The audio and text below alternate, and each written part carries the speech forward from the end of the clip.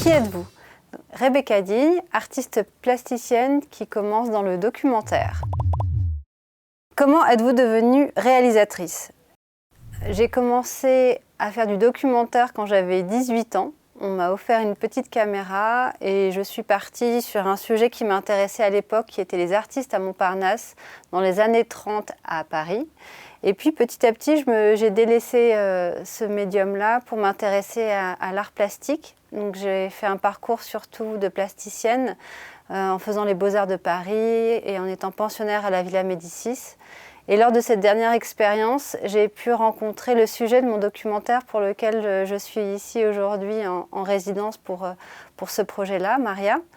Et en rencontrant cette petite fille, je me suis rappelée du plaisir et du désir que j'avais à faire des films. Et j'ai reconnecté avec ce besoin-là et j'ai voulu approfondir. Et donc, pour pouvoir réapproprier le langage du cinéma et du documentaire, j'ai fait l'atelier documentaire de la FEMIS en 2020 qui m'a permis de constituer un dossier, de pouvoir écrire ce projet, de pouvoir me poser des questions qui ne sont pas les mêmes quand on vient du monde de l'art plastique et de l'art contemporain. Ça m'a permis d'avoir les moyens, en tout cas, de créer un dossier conséquent, de rencontrer des professionnels et de pouvoir aujourd'hui terminer ce projet-là après 4 ans de travail. Donc c'est un enjeu nouveau qui déploie mon langage plastique et mon langage d'artiste. Mais je ne suis pas encore sûre de dire que je suis réalisatrice. En tout cas, je réalise mes projets de la façon qui est la mienne. Voilà. Pourquoi le doc? Pouvoir filmer des gens qui sont proches de moi, c'est une façon de me relier à des questions qui m'animent et en tout cas d'être à plusieurs pour pouvoir y répondre. Filmer un sujet, c'est filmer quelqu'un qui vit dans la question qui m'intéresse de notre société aujourd'hui.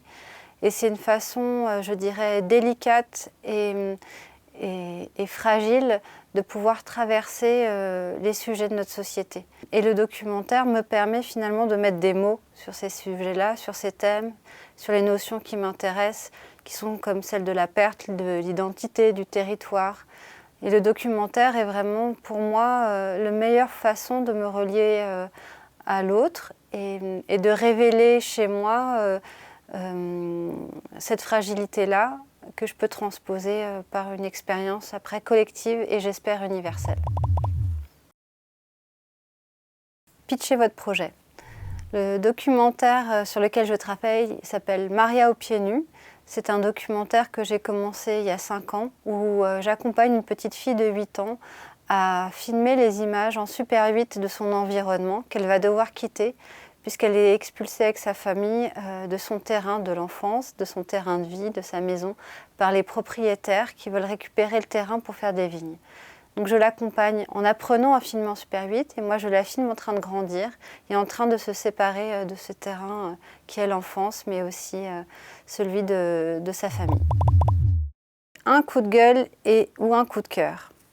Alors, j'ai pas l'habitude de faire des coups de gueule et on va peut-être plutôt pencher par le coup de cœur, même si c'est un coup de cœur qui a ses revendications. Il a été très difficile pour moi de créer un espace de soutien dans l'espace du documentaire, dans le territoire du documentaire venant des arts plastiques. Je trouverais ça pourtant intéressant de pouvoir être accompagnée avec plus de confiance.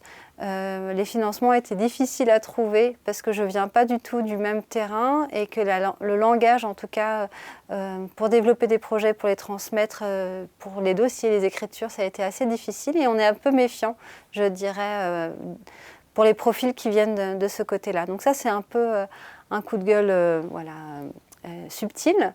Et le coup de cœur, c'est la chance, après un long effort, mais je pense que c'est le cas pour beaucoup d'auteurs de documentaires, de réussir enfin à être accompagnée, heureuse d'être ici, encore une fois merci, et de pouvoir finir un projet, même si l'échelle de production est petite, on peut quand même finir de faire des projets qui nous ont accompagnés pendant toutes ces années. Voilà.